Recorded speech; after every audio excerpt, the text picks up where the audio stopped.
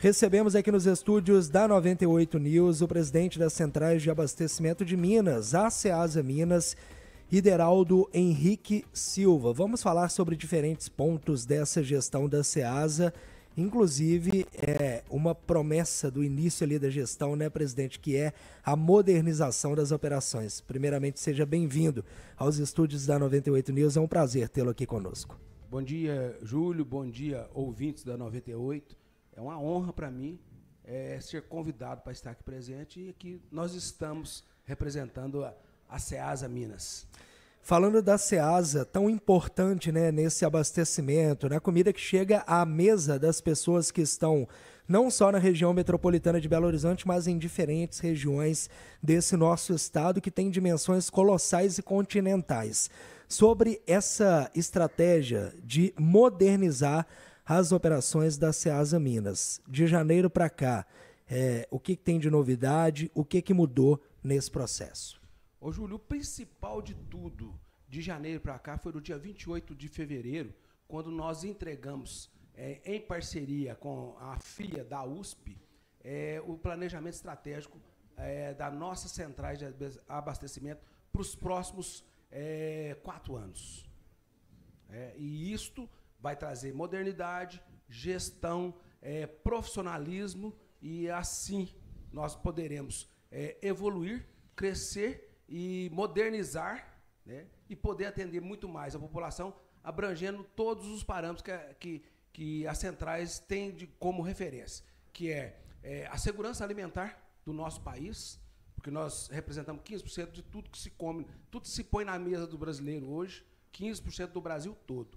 E trazer segurança alimentar, trazer segurança ao produtor com preços justos, trazer ao consumidor produtos de qualidade com preços também justos para o consumidor. Então, essa é a função, segurança alimentar. O agronegócio tem ganho um tamanho, presidente, que é relevantíssimo na economia mineira. Ele está capitalizado a cada novo levantamento que a gente mostra do quanto ele pesa no PIB do Estado. E na Ceasa, imagino que especificamente, assim, a gama de produtos nacionais e internacionais, a diversificação está sempre aumentando, né? A pessoa que se acostumou a ter lixia hoje em dia, encontrando nos mercados, não encontrava há alguns anos. O que isso está criando de impacto e de necessidade de ampliação física e de logística dentro da Ceasa, e como é que isso é desenhado para que as pessoas entendam assim? Você precisa aumentar muito de tamanho? Como é que funciona no dia a dia? Nós acreditamos que tamanho nesse momento não se faz necessário. Nós temos que nos basear e paramentar que nós temos 2 agriculturas no Brasil e que a agricultura familiar representa 80% da produção nacional. 20% é do agronegócio, como você disse, mas também que é significativo, mas ele é importante para a balança comercial. Esse é importante para trazer hoje um equilíbrio da balança comercial, não só um equilíbrio. Hoje nós temos um superávit, né? Ainda ouvindo aí na viagem que eu fiz recentemente, nós parece, se não me engano, ouvi que nós hoje, no início do ano, em maio, nós completamos uma balança comercial com mais de 37 bilhões de superávit. Isso é importantíssimo. É o agro que é o grande responsável por isso hoje no Brasil. Mas a agricultura familiar é a que mata a fome do brasileiro, é a que chega nas nossas mesas e é a que hoje abastece a Ceasa. Bom, presidente, eu quero aproveitar que o senhor falou sobre agricultura familiar. O Brasil vive um momento, e os próprios agricultores falam isso, entidades de classe, um momento de olhar com cuidado para essa agricultura familiar, porque nós temos uma mudança de gerações, há muitos jovens que são do campo e não querem mais assumir essa agricultura familiar, que muitas vezes é passada de geração para geração. Como que vocês acompanham essa mobilização para que a gente tenha essas pessoas preparadas para cuidar desse campo, para produzir esses alimentos? Porque se a gente não tem essas pessoas fazendo isso na primeira linha ali da ponta, a comida não chega na nossa mesa e nem na Ceasa, né? Com certeza. Ô, Júlio, eu acho que o grande exemplo que eu preciso especificar é que eu fiz na minha cidade, Boa Esperança, quando eu estava prefeito. Nós criamos um projeto, se não me engano, em 2023, e aplicado já em 2023 e 2024, nós formamos as duas primeiras turmas, que foi em parceria, que é a Cooperativa de Boa Esperança, que é a CAPEB, e também nós temos a Cooperativa dos Costas, que é uma cooperativa de agricultura familiar, uma fair trade. E nós construímos juntos, Secretaria de Educação do município de Boa Esperança, e essas duas cooperativas, nós criamos a Escola Agro, em duas comunidades rurais, duas escolas rurais, que é da comunidade do Barro Preto e a comunidade das Águas Verdes. E nisso, nós construímos uma escola que tempo integral, né, para turmas, tanto numa escola como na outra das comunidades, e que, além da grade curricular normal, nós criamos a preparação desses jovens, crianças e jovens, para a sucessão familiar na propriedade rural, para nascer novos líderes do agronegócio, para substituir a diretoria da cooperativa, para substituir até o próprio prefeito. Então, esses jovens estão sendo preparados, e você não acredita os números, o tanto que mudou e o tanto que fixou. Eu recebi depoimentos de pais que os filhos melhoraram dentro de casa e que se empenharam muito mais nos afazeres e até ajudando os pais na lavoura, na produção, participando. E essas crianças, esses jovens, têm aulas práticas em parceria, vão para a fazenda experimental das duas cooperativas. É isso que nós, gestores públicos, homens e mulheres, devemos incentivar para que a agricultura familiar continue fornecendo o alimento para a mesa do brasileiro. Presidente, qual é a grande dificuldade logística? Eu imagino que para a agricultura familiar, ela, claro, pese mais do que o agronegócio, porque a gente está tratando de gente que tem, às vezes, a renda muito contada, né? É a conta da oscilação de preço que gera lucro, e se ela oscilar para baixo, vai ter uma perda significativa. Quais são as dificuldades logísticas que o senhor recebe lá de gente dizendo: olha, para eu transportar banana para a Ceasa é uma coisa, para eu levar goiaba para a Ceasa é outra coisa? Eu queria que o senhor explicasse um pouco como é que isso acontece, o que é a grande dor de quem está produzindo na agricultura familiar para chegar até o centro de distribuição. Isaac, isto é importantíssimo a gente salientar. Realmente é uma dificuldade enorme.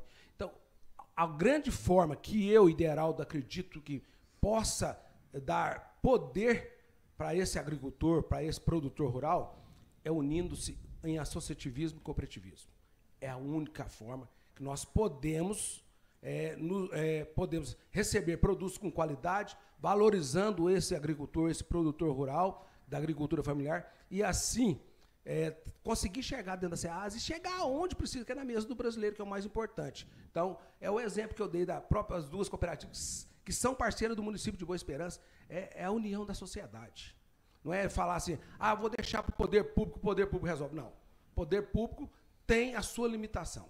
Tá? Então, a sociedade tem que se envolver, a sociedade tem que participar, ela tem que se unir, ela tem que cobrar, porém, apresentando soluções também. Não é só cobrar, não.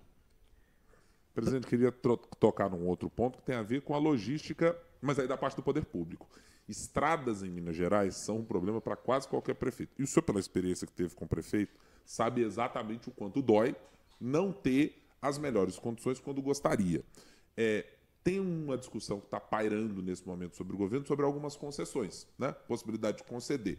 Isso, evidentemente, que tem impacto na vida do produtor. Quem tiver que pagar pedágio, possivelmente vai ter que repassar para o preço. O quanto isso está sendo levado em conta? Se houver alguma possibilidade de ter impacto direto mesmo no preço das coisas e na dificuldade para o produtor rural que chega até a Ceasa? Hoje, essas concessões, eu tenho o ponto de vista bem amplo nessa parte. Eu acredito que as concessões têm que acontecer, porém, os preços têm que ser justos, tá? Às vezes há um exagero pela cobrança, porque eu sei, vamos dar o exemplo da minha região. Somente uma empresa foi participar do leilão. E isso infraciona, tá? Porque se eu não tenho concorrente, o meu preço é único. Eu ponho o preço que eu quiser. Mas se houver mais concorrente, a tendência é cair. Então, Isso que nós temos que nos preocupar. Mas uma experiência agora recente também, Isaac, minha e do Bruno Júlio, que é o nosso chefe de gabinete, nós tivemos na China. Tá? Falar em infraestrutura tem que conversar em China. Hoje em mundo. Tá? Eu vi, eu presenciei, eu pude comprovar. Nós temos que esquecer, começar a mudar a nossa cabeça, sair do modal do transporte terrestre e o transporte rodoviário. Nós temos que investir, o Brasil tem que investir em vários modais. Nós temos na ferrovia, tá? Precisamos continuar investindo no transporte aéreo também, mas principalmente na ferrovia, porque o custo cai demais, tá? E isto favorece para chegar a um preço melhor ao consumidor e desenvolve melhor também o próprio país, né? Nós temos exemplo dos Estados Unidos, quando se desenvolveu exatamente com as ferrovias. E a China, gente, lá isso já é natural. É por isso que eles estão muito mais avançados que nós. O senhor vê caminhos, presidente, para caminhar para o fim da nossa conversa? O senhor vê caminhos efetivos que dá para a gente fazer coisas à maneira chinesa aqui em Minas Gerais? Com certeza. Nós temos que nos adaptarmos, pegar o exemplo positivo dele e trazer para a nossa realidade. Tá? Não é copiar exatamente como está. Não. Aqui nós temos uma realidade. Nós temos um estado que é montanhoso e que é um estado tamanho de um país, é tamanho da França. Né? E que precisa ser investido. E nós, hoje, estamos só desenvolvendo o modal rodoviário. Nós precisamos investir. E o Estado de Minas já teve muita ferrovia, mas foi sucateada, foi desmanchada. Nós precisamos recuperar isso. E Minas Gerais tem capacidade para isso. Presidente, aproveitando que a gente está falando de infraestrutura, recentemente, em Belo Horizonte, tivemos a transferência da gestão do anel rodoviário da União para a Prefeitura da capital, que promete melhorar ali a infraestrutura e o vai e vem de veículos, e a gente sabe que tem muitos caminhões que vão para a Ceasa e que passam por ali. Tem outro projeto também que ainda caminha aí em meio a negociações do governo do estado com algumas prefeituras da região metropolitana, que é a implantação do rodoanel metropolitano previsto aí para 2028 para frente, de 2028 para frente. Como que essas estruturas podem ajudar nessa gestão da Ceasa Minas? E pergunto, é o suficiente ou ainda o caminho precisa avançar ainda mais? Para começar, Júlio, nunca é o suficiente. Como eu já disse, nós estamos errando novamente investindo em transporte rodoviário. Tá? A saída para o nosso estado e para o nosso país é o transporte ferroviário. Tá? Agora, tem que ser construída em 4 mãos. E nós não podemos esquecer também essa parceria que houve entre o governo federal e o município de BH, com o prefeito Álvaro Damião, que eu como municipalista e ex-prefeito, nós temos que relembrar muito bem isso. Os entes federados, como União e Estado, costumam só passar o ônus para os municípios, nada de bônus.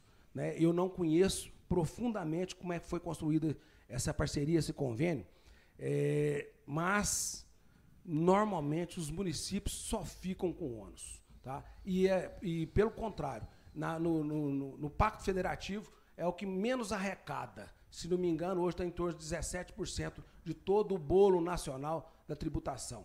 Né?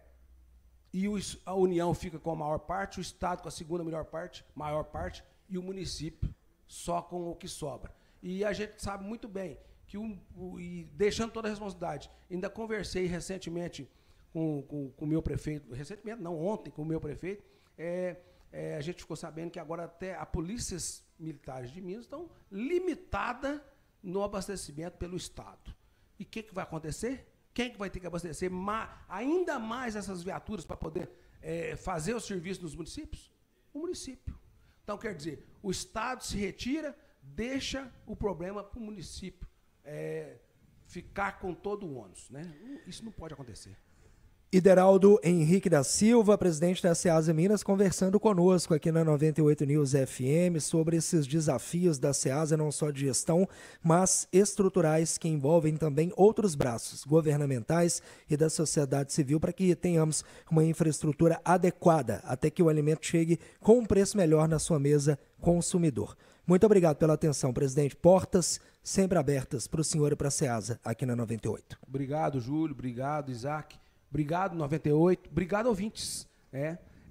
Aproveito a oportunidade para nós completar, Júlio, Isaac, lembrar que a ida nossa na China, nós estamos trazendo uma grande novidade que está no planejamento estratégico da nossa Ceasa, que será uma novidade em Minas Gerais, que será uma cópia de São Paulo, da cidade de São Paulo, que é o Smart Sampa. Não sei se vocês hoje virou. Nós estamos trazendo o Smart Ceasa para dentro da Ceasa. Monitoramento com câmera, com drones, reconhecimento facial, sim, uma modernidade que está dentro do planejamento estratégico, que pode melhorar ainda a condição do produtor, do trabalhador que lá está, do concessionário que lá está, trazendo segurança, trazendo confiabilidade, trazendo modernidade para a Ceasa, para melhorar preço. Rapidamente, presidente, previsão de quando começa esse projeto efetivamente, já com as câmeras funcionando e todo o sistema? Nós já estamos instalando umas câmeras provisórias, mas as definitivas, acredito que o segundo semestre